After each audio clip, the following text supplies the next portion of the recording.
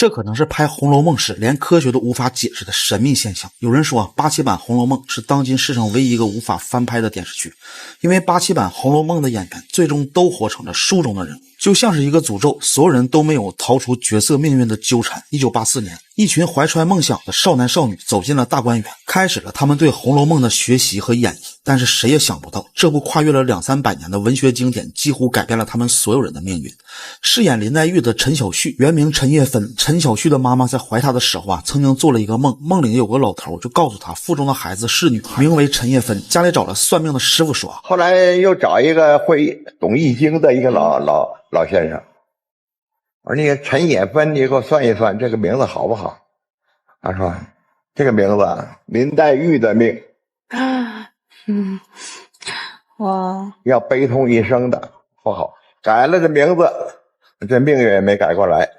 林黛玉才华横溢，但是体弱多病，而陈小旭他也是自幼学习才艺，最终却患上了不治之症，红颜薄命。《红楼梦》里不少的演员就像是为了这个角色而生一样，分不清是入戏太深还是戏如人生。王熙凤的扮演者邓婕，剧中的角色设定的是命中无子，而现实中呢，竟然也没有生下个一儿半女。贾宝玉的扮演者欧阳奋强，中年丧子，一夜白头，很难不会让人联想到宝玉家破人亡，在雪夜里行走时的孤寂背影。而一心想要饰演贾宝玉的马广如被安排另外一个角色，因为贪恋王熙凤的美色不可自拔，最终丧命于王熙凤设计的思乡剧。而现实中的马广如也曾因为爱而不得，对陈小旭展开了热烈的追求，甚至以死相逼，最终因酗酒暴病于世。张静林她饰演了《红楼梦》中的晴雯，后来她改名为安雯，她的一生也如同晴雯一样跌宕起伏，经历了诸多坎坷。到现在我也没房子。你现在是租房子吗？当然，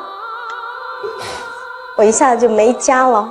就像浮萍一样飘着。我觉得这房子当时没的时候，我特别难过。怪不得这科学的尽头是玄学。在刘涛还没有饰演妈祖前，就有很多人都想把妈祖影视化，但是始终没有找到适合的人选。而当时刘涛在拍之前呢，剧组特意去安排拜了妈祖，并且还置了3次圣杯，每次都得到妈祖的认可，恰好还有一束光洒在刘涛的身上。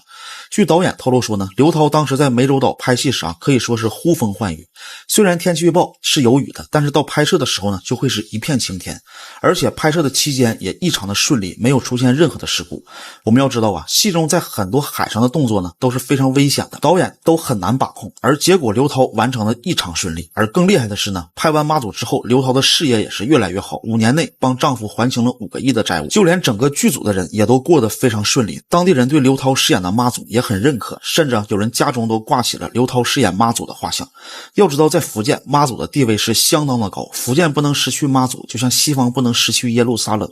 那么一个人的生活中，他接触什么样的角色、什么样的人、什么样的环境和什么样的东西，真的能让人产生一种磁场共振的作用吗？西游记的扮演观音菩萨的左大斌，他原本并不信，可是在拍摄期间呢，一连串的怪事发生。在武夷山拍摄时一直都下雨，杨洁导演没有办法，只能让其他的演员冒雨拍摄。但神奇的是呢，每当要拍左大斌的戏份呢，这雨就会突然的停止。以前我不太清楚，后来拍《西游记》，后来中间遇到很多的比较奇怪的事。拍别人戏的小雨还在下，那拍我的戏它就停止了。有时候特冷的时候是阴天，但是我出场他去拍了，就这种情况，他还不是1次2次啊。后来由于左大斌的饰演的观音他神形兼备，很多观众都开始在家挂起了他的画像，而且他的人生从拍完这部剧之后也像开了挂一样的顺。这些玄学呢，真的是不得不信。1996年在拍摄《古惑仔》时导演为了让剧情更加有冲击力，亲自为张耀扬设计一个脚踩关公像的名场面。关老爷，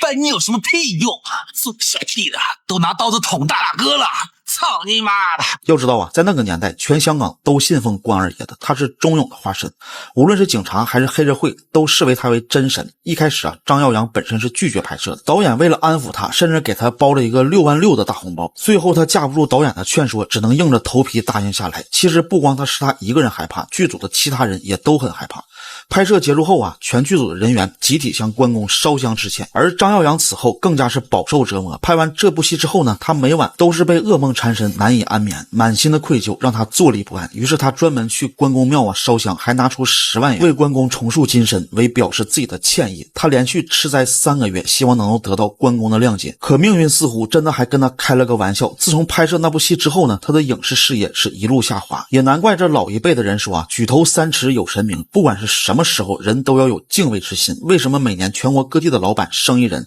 他只为去北京的恭王府挖一点土，不远千里的再带回自己的家里或者是办公室？因为恭王土啊，它是和珅的故居，它的奢华程度以及和珅在世时的财富可谓是富可敌国的，这就叫做磁场共振的作用，真的是不得不信。尤其是在2025年，为什么有越来越多的人不远万里他去五台山只为喝这里的一口水？只因为这种珍贵的泉水啊，原本在世界它只有2处，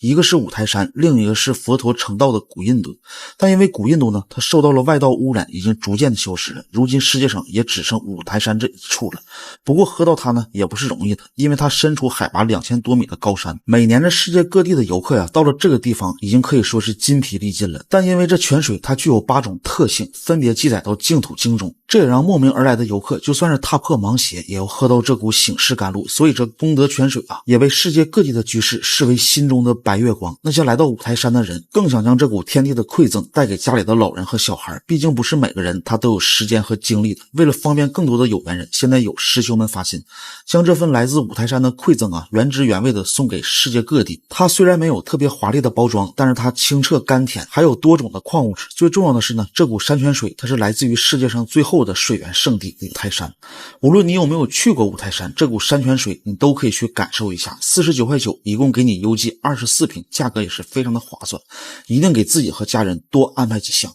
如果山海经的记录都是真实的，那么远古的地球人神混居，你也绝对想不到华夏文明已经发展到了如此的高度。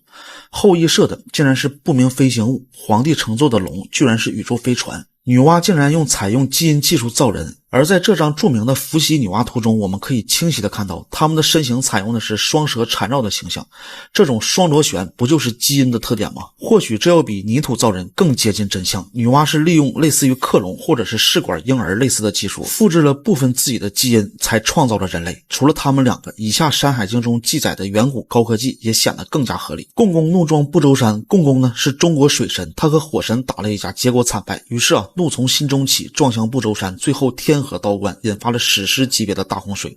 不过有学者认为共工撞毁的或许是月球，因为月球掉落在地上的碎片引起了全国范围的巨型海啸，而女娲拿着补天的五色石很有可能是一种高科技物质。嫦娥5号探月计划的科学家发现，月壤有一个特别的现象，在把月壤挖开之后月壤的颜色会变深，但过了一会儿呢，颜色又会变浅，这让科学家们也是百思不得其解。另外再回到地球上的月壤也会变颜色，科学家们分析是因为月壤中有大量的金属和空气中的氧气或其他物质产生反应之后导致的一种化学反应。在山海经中呢，有一个生物叫息壤，对于息壤的描述最早出现在滚治理洪水的时候，是天帝那里偷来的，而天帝就是伏羲，伏羲和女娲她又是兄妹，所以息壤应该是伏羲和女娲他们共同所拥有的。而息壤最大的特点就是当你取走一部分，过一段时间它又会自动的填满，那么女娲补月也就能解释得通了。而且科学家又发现月壤也有一个现象，就是在取走后的地方呢会形成一个小坑，但过了一段时间这个坑就会被填平，那么女娲补的或许真的就是月球。